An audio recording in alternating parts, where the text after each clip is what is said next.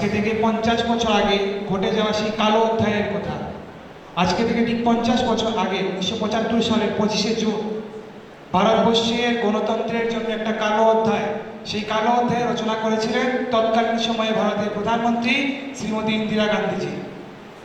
তখন ইন্দিরা গান্ধীজি 1975 সালের 25শে জুন রেডিওতে এসে কি বলছেন, উনি বলছেন ইন্টারনাল ডিস্টারবেন্সের জন্য তৎকালীন সময়ে রাষ্ট্রপতি ফারুকউদ্দিন আলী আহমেদ উনি ইমার্জেন্সি ঘোষণা করেছেন। প্রথমত আমাদের জানতে হবে ভারতের সংবিধানে মোট 3টি ইমার্জেন্সি রয়েছে। ন্যাশনাল ইমার্জেন্সি, যেটা 352 অনুচ্ছেদ অনুসারে দেওয়া যায়, 356 অনুচ্ছেদ অনুসারে স্টেট ইমার্জেন্সি এবং 360 অনুচ্ছেদ অনুসারে ফাইন্যান্সিয়াল ইমার্জেন্সি ঘোষণা করা যায়। যখন ন্যাশনাল ইমার্জেন্সি ঘোষণা করা হয়, যদি কোনো বৈদেশিক শক্তি আমাদের দেশকে আক্রমণ করে, তখন এই ন্যাশনাল ইমার্জেন্সি ঘোষণা করা হয়। কিন্তু ইন্দিরা গান্ধীজি কি বলছেন, ইন্টারনাল ডিস্টারবেন্স, এর জন্য ইমার্জেন্সি ঘোষণা করা হয়েছে। আজকে আমাদের জানতে হবে কেন উনি করলেন।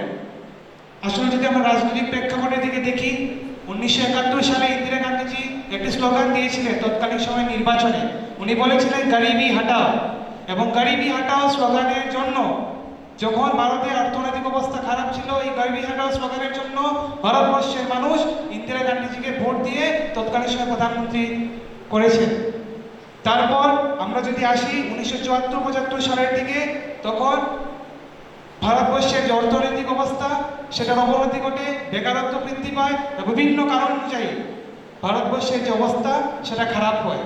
এবং 1975 সালের 12ই জুন এলাহাবাদ হাইকোর্ট একটি রায় ঘোষণা করে, সেখানে বলা হয়েছে 1971 সালে ইন্দিরা গান্ধীজি যে নির্বাচন, সেই নির্বাচনে জয়লাভ করেছেন সেটা বৈধ ছিল না, সেটা অবৈধ ছিল।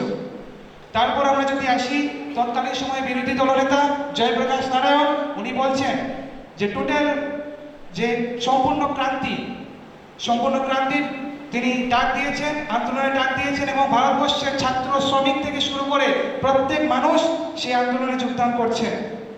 এই সমস্ত কারণগুলি দেখে উনি বুঝেছেন যে ওনার নিজের ব্যক্তিগত প্রধানমন্ত্রী পদ থাকবে না, সেই জন্য উনি নিজের স্বায়ত্তশাসনকে বজায় রাখার জন্য উনি ইমার্জেন্সি ঘোষণা করেছেন। এবং এই ইমার্জেন্সি ঘোষণা করে ওনার বিরুদ্ধে যারা নেতারা ছিলেন, বিরোধী দলনেতারা ছিলেন, অটল বিহারী বাজপেয়ী, লালকৃষ্ণ আদবানি এবং জগৎপ্রকাশ নারায়ণ, ওনাদেরকে জেলেবন্দি করেছেন এবং হাজারো হাজারো নেতাকে উনি জেলেবন্দি করেছেন। এবং তার পাশাপাশি ভারতবর্ষে প্রত্যেকটা মানুষের গণতন্ত্র, প্রত্যেকটা মানুষের মৌলিক অধিকার উনি পূর্ণ করেছেন। এবং গণতন্ত্রের চতুর্থ স্তম্ভ যে সংবাদ মাধ্যম, তাদের উপর সেন্সরশিপ লাগিয়েছেন এবং হাজারো হাজারো মানুষের উপর অত্যাচার করেছেন এই ইমার্জেন্সির নামে।